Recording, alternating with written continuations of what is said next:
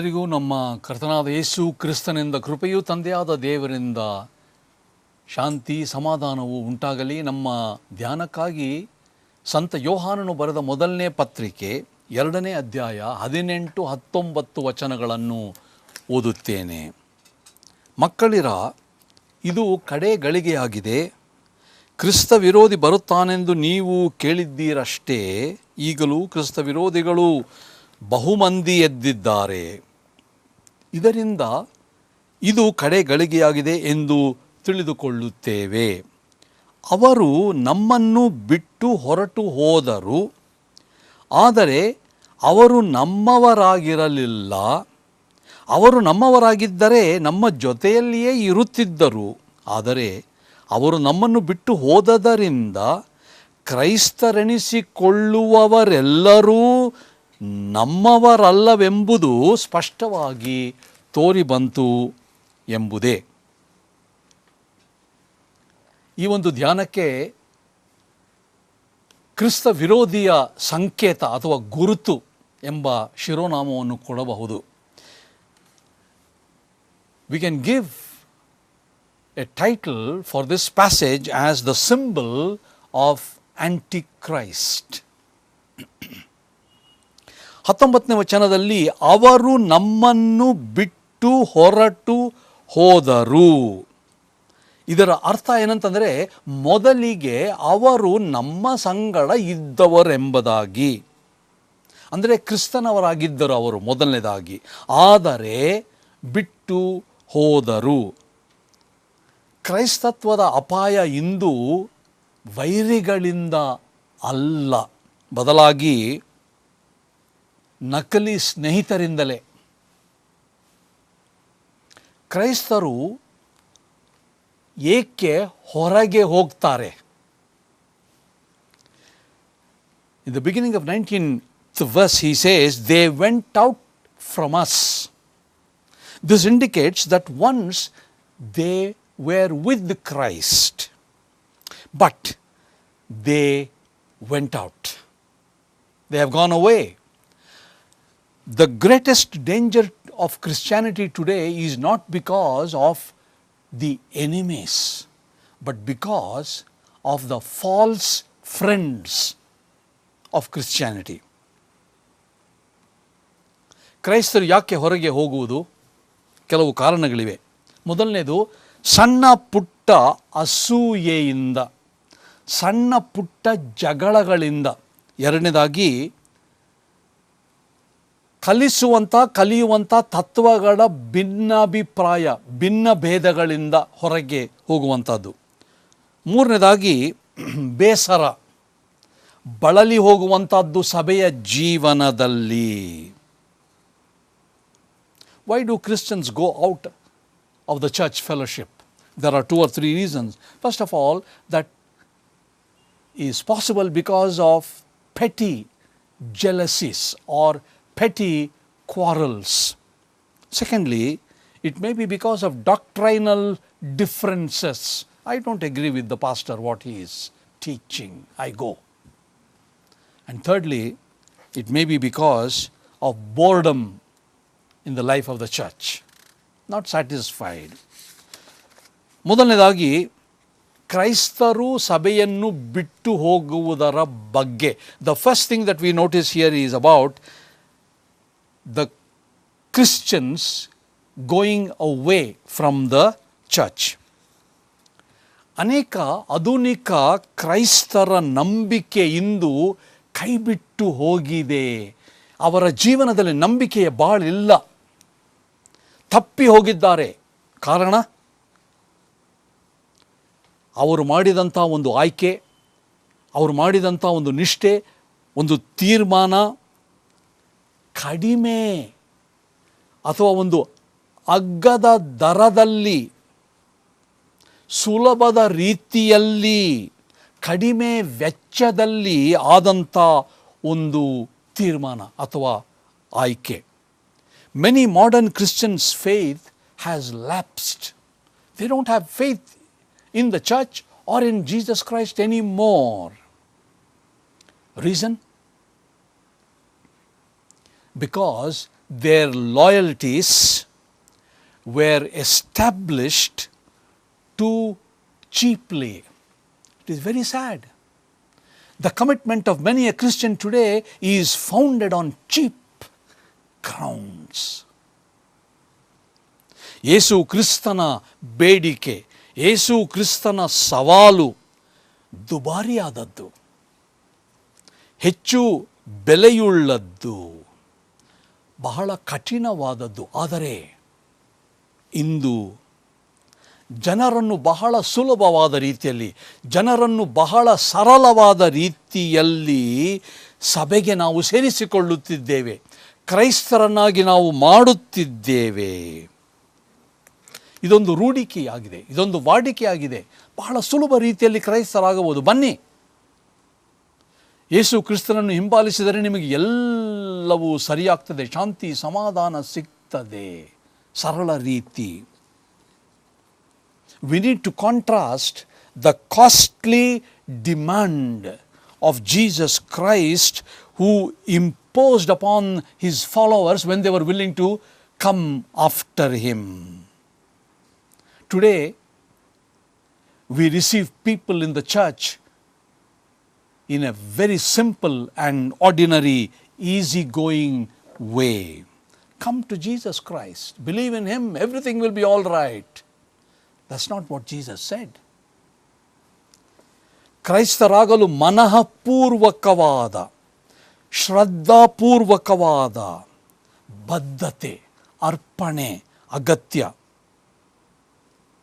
ಇಂದು ನಾವು ಹೆಚ್ಚಿನ ವಿಶ್ವಾಸಿಗಳು ಬೇಕು, ಹೆಚ್ಚಿನ ಜನರು ಯೇಸು ಕ್ರಿಸ್ತನನ್ನು ಹಿಂಬಾಲಿಸಬೇಕೆಂಬ ಸಂಖ್ಯೆಗಳಲ್ಲಿ ಆಸಕ್ತಿಯುಳ್ಳವರಾಗಿದ್ದೇವೆ ವಿನಃ ಅವರ ಜೀವನದ ಪ್ರತಿಷ್ಠೆ ಏನು, ಬದ್ಧತೆ ಏನು, ಕಟ್ಟುಪಾಡೇನು ಎಂಬುದಾಗಿ ನಾವು ಚಿಂತೆ ಮಾಡುತ್ತಿರಲಿಲ್ಲ. ಇಂಥ ಜನರನ್ನು, ಇಂಥ ಕ್ರೈಸ್ತ ವಿಶ್ವಾಸಿಗಳು ಯಾವ ಪ್ರಯೋಜನಕ್ಕೂ ಬಾರದವರಾಗಿದ್ದಾರೆ.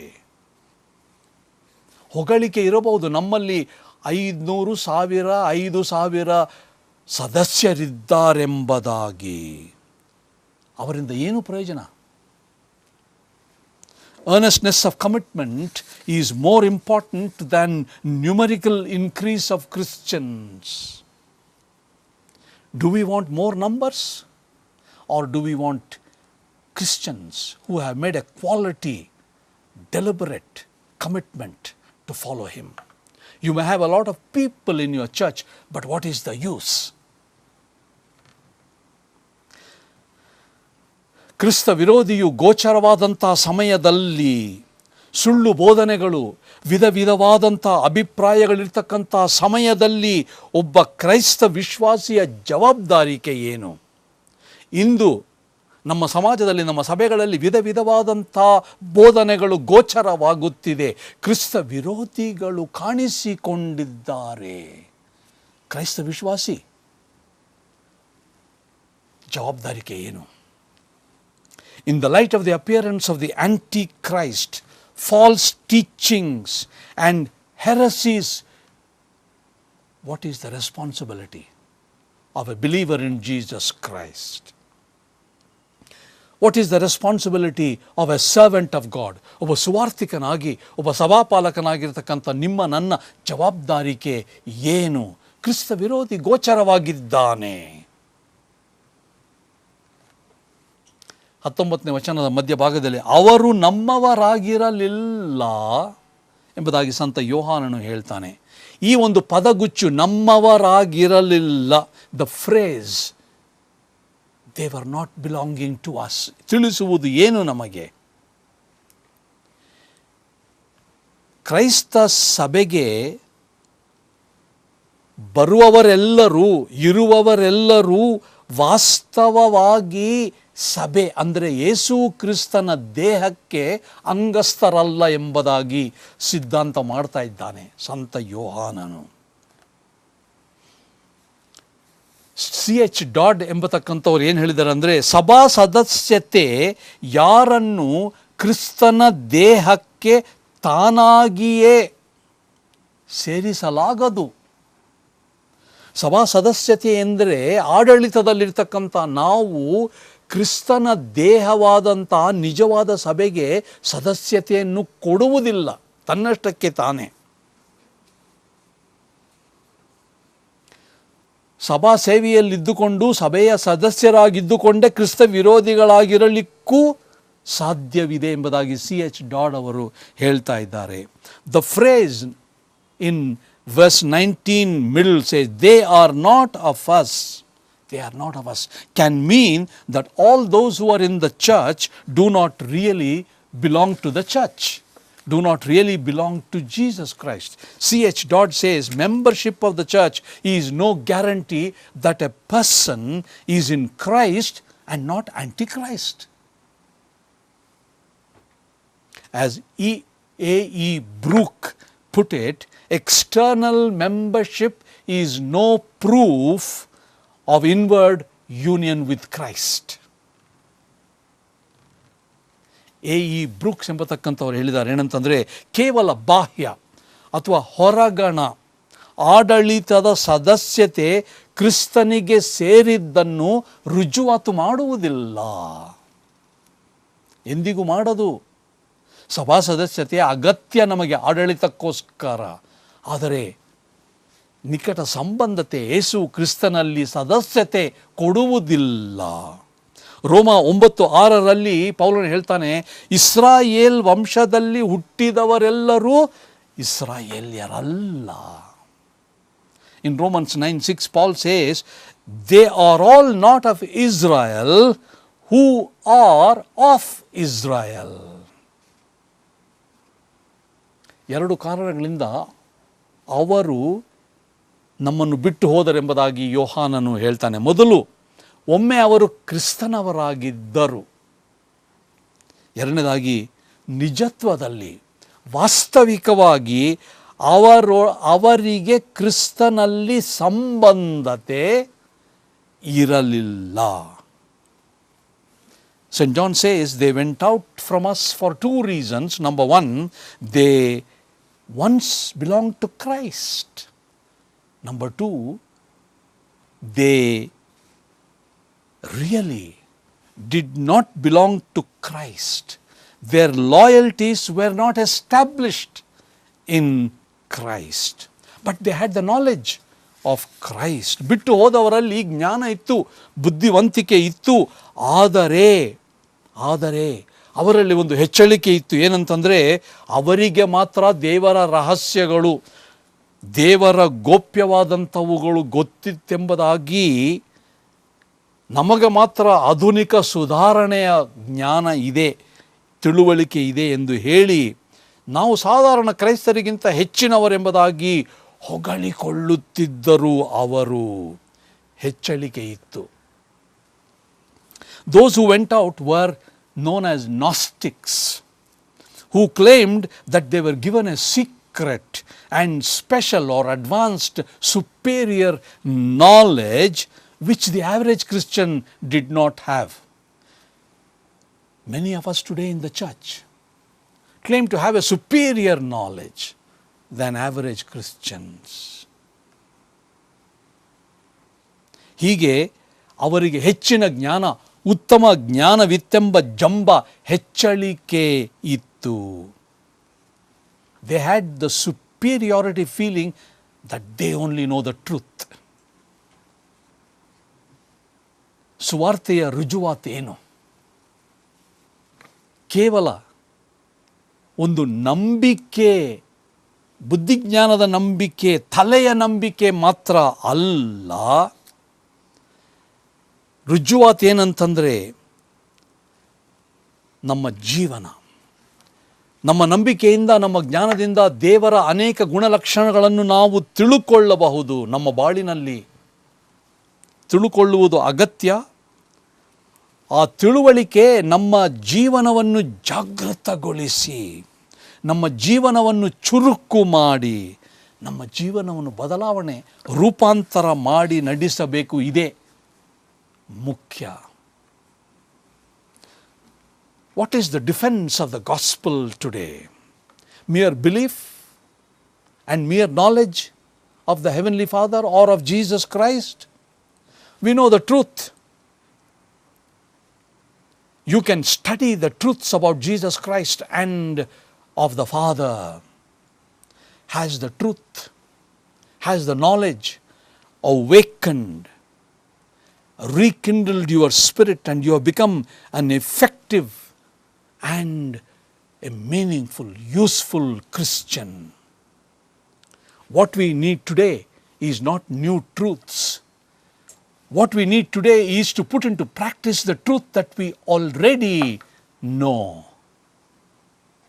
ಇಂದು ನಮಗೆ ಬೇಕಾದದ್ದು ಹೊಸ ಜ್ಞಾನ ಅಲ್ಲ, ಹೊಸ ವಿಧಾನ ಅಲ್ಲ, ಹೊಸ ಸುವಾರ್ತೆ ಅಲ್ಲ, ಹೊಸ ಹೊಸ ರೀತಿಗಳು ಅಲ್ಲ.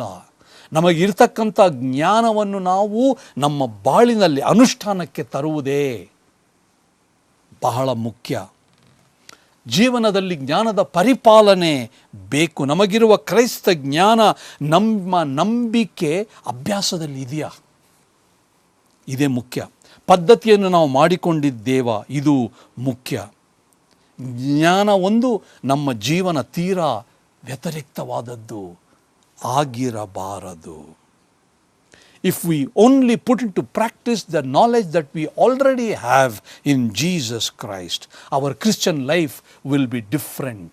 ನಮಗಿರ್ತಕ್ಕಂಥ ಜ್ಞಾನವನ್ನು ಈಗಾಗಲೇ ನಾವು ಅನುಷ್ಠಾನಕ್ಕೆ ತಂದು ಅದರ ಪ್ರಕಾರ ನಡೆದರೆ ನಮ್ಮ ಜೀವನದಲ್ಲಿ ವ್ಯತ್ಯಾಸ, ಬದಲಾವಣೆ ಇತರರು ಕಂಡುಕೊಳ್ಳುತ್ತಾರೆ. ಅಂದರೆ ಹೊಸ ಸತ್ಯಗಳನ್ನು ವೇದವಾಕ್ಯದಿಂದ ಕಲಿಯಬಾರದೆಂಬ ತಾತ್ಪರ್ಯವಲ್ಲ.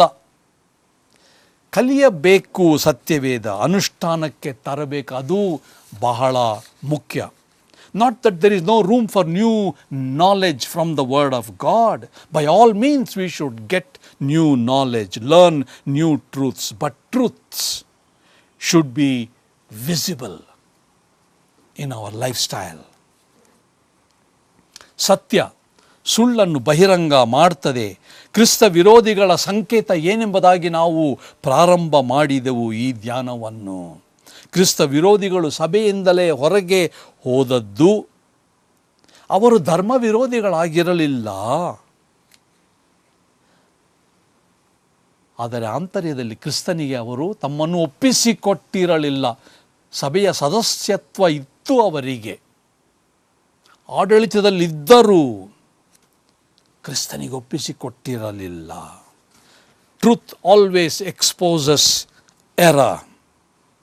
We started by talking about the symbol of the Antichrist. They were first in the church. They were not irreligious people. They were not atheists. They were theists. But not really Christians. No commitment. They didn't have a relationship with Jesus Christ. ನೀವು ಸಭೆಗೆ ಸದಸ್ಯರಾಗಿಲ್ಲವೇ? ಸಭಾ ಸೇವೆ ಮಾಡುತ್ತಾ ಇಲ್ಲವೇ? ಸುವಾರ್ತಿಕರಾಗಿಲ್ಲವೇ? ಕ್ರಿಸ್ತನಲ್ಲಿದ್ದೀರಾ? ಆಡಳಿತದಲ್ಲಿರಬಹುದು, ಸೇವೆಯಲ್ಲಿರಬಹುದು, ಆದರೆ ಕ್ರಿಸ್ತನಲ್ಲಿ ಜೀವನ, ನಂಬಿಕೆಯು ಜೀವನವನ್ನು ರೂಪಾಂತರ ಮಾಡ್ತಕ್ಕಂಥದ್ದು. ಇದು ಬಹಳ ಮುಖ್ಯ. You are a believer in Jesus Christ. You may be a teacher, you may be a preacher, a pastor or an evangelist or a leader. Are you in Christ? And all these antichrists were part of the church. They went out because their lives were not transformed by the faith and the knowledge they had. You have faith, you have knowledge. Is it visible in your life? You have to make a decision. ಕ್ರಿಸ್ತನಲ್ಲಿ ಸೇರಿ ಸಮೃದ್ಧಿ ಜೀವನವನ್ನು ಹೊಂದುವುದಕ್ಕೆ ಒಂದು ತೀರ್ಮಾನವನ್ನು ಮಾಡಬೇಕು. ಕ್ರೈಸ್ತರಾಗಿರಬಹುದು, ಸೇವೆ ಮಾಡುತ್ತಿರಬಹುದು, ಆದರೆ ಕ್ರಿಸ್ತನಲ್ಲಿ ಜೀವನವು ರೂಪಾಂತರ ಹೊಂದುವುದು ಅತಿ ಮುಖ್ಯ. ಪ್ರಾರ್ಥನೆ ಮಾಡೋಣ. ಪ್ರೀತಿ ಸ್ವರೂಪನಾದ ನಮ್ಮ ತಂದೆಯಾದ ದೇವರೇ, ನಿನ್ನ ಪ್ರೀತಿಯ ಪ್ರತಿಯಾಗಿ ಸಂತ ಯೋಹಾನನ ಮೂಲಕ ನೀನು ಇದು ಕಡೆ ಗಳಿಗೆ ಆಗಿದೆ, ಕಡೆ ಸಮಯವಾಗಿದೆ, ಕ್ರಿಸ್ತ ವಿರೋಧಿಗಳು ಈಗಾಗಲೇ ಬಂದಿದ್ದಾರೆಂಬುದಾಗಿ ನಮಗೆ ತಿಳಿಸಿದಿ. ಈ ಕ್ರಿಸ್ತ ವಿರೋಧಿಯ ಸಂಕೇತವನ್ನು ನಾವು ನೋಡಿದ್ದೇವೆ. ಅವರು ಮೊದಲು ಕ್ರಿಸ್ತನವರಾಗಿದ್ದರು, ಸಭೆಯಲ್ಲಿದ್ದರು, ಆದರೆ ಹೊರಟು ಹೋದರು ಬೇರೆ ಬೇರೆ ಕಾರಣಗಳಿಂದ. ಹೊಸ ಹೊಸ ಜ್ಞಾನ, ಹೊಸ ಹೊಸ ರೀತಿ ವಿಧಾನಗಳನ್ನು ಹುಡುಕಿ ಜನರನ್ನು ಸಭೆಯಲ್ಲಿ ತರಲಿಕ್ಕೆ ಪ್ರಯತ್ನ ಪಟ್ಟರೂ ಸಹ ಅವರ ಜೀವನದಲ್ಲಿ ನಂಬಿಕೆ ಗೋಚರ ಆಗಲಿಲ್ಲ. ಇದೇ ಪ್ರಕಾರ ನಮ್ಮ ಜೀವನ ಇದ್ದರೆ ಸ್ವಾಮಿ ನಮ್ಮನ್ನು ಕ್ಷಮಿಸು. ನಮಗೆ ನಿನ್ನಲ್ಲಿ ಒಂದು ನಿಕಟವಾದ ಸಂಬಂಧತೆ, ಸೇವೆಯಲ್ಲಿರಬಹುದು ಆದರೆ ಕ್ರಿಸ್ತನಲ್ಲಿರಬೇಕು, ಆಡಳಿತದಲ್ಲಿರಬಹುದು ಆದರೆ ಬಾಳಿನಲ್ಲಿ ಕ್ರಿಸ್ತನ ಪ್ರೀತಿ ಇಲ್ಲ, ನಡೆಯಿಲ್ಲ. ಕ್ಷಮಿಸು ಸ್ವಾಮಿ. ನಮ್ಮನ್ನು ನೀನು ಅಂಗೀಕಾರ ಮಾಡಬೇಕೆಂದು ಪ್ರಭುವಾದ ಯೇಸು ಕ್ರಿಸ್ತನ ಹೆಸರಿನಲ್ಲಿ ನಿನ್ನನ್ನು ಅತಿ ವಿನಯದಿಂದ ಬೇಡಿಕೊಳ್ಳುತ್ತೇವೆ ನಮ್ಮ ತಂದೆಯೇ. ಆಮೆನ್.